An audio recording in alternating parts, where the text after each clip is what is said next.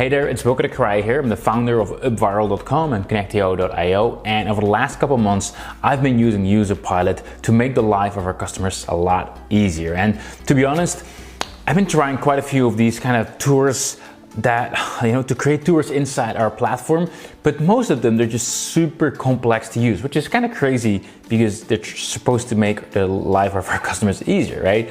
And that's when I run into Userpilot. And I've been using it ever since. I love it. It really has helped Growth Mentor a lot, especially the checklists for onboarding for mentors. I mean, that saved like a lot of time going back and forth. Hey, you need to fill this in, fill that in before your profile goes live. Any mentor that's filled in the profile from A to Z understands what I'm talking about. It can be a little bit annoying, but with Userpilot, it just becomes frictionless. So when we started using Userpilot, our idea was to improve our product and feature adoption. So that was the goal which we had in mind, and Userpilot helped us to quickly act upon it and realize our goals very quickly. So what we did with Userpilot was to create a lot of experiences, checklists, and everything which drove user to aha moment and important points in their subsequent customer journey. And that's where the cues, the experiences, the checklist helps our customers to understand the product better. They've got an awesome NPS feature where it pops up a little widget and asks, hey, rate 0 to 10 your experience so far. And if they rate it, then the qualitative feedback pop-up comes and they can write why. And it's sometimes those 1 or 2 sentences of qualitative insight that can make all the difference in how you understand your customer's interpretation.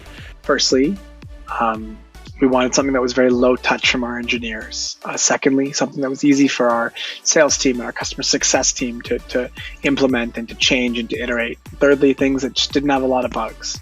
We wanted something that was seamless and simple and didn't cause fuss for us. Competitors didn't suit us. Again, going back to that matrix. Why? They were buggy, they needed too much coding, they didn't have good customer support, they were too expensive, whatever they may be, but obviously, as I said, Userpilot won out.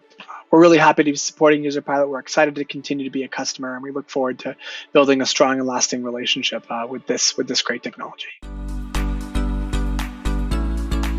So I just wanted to share my experience with Userpilot and why we love it. So we have been using Userpilot for quite some time now. So first of all, it's pretty easy to set up and get started with. And it's just a really cool product. So thanks guys, and we'll be using it for the years to come.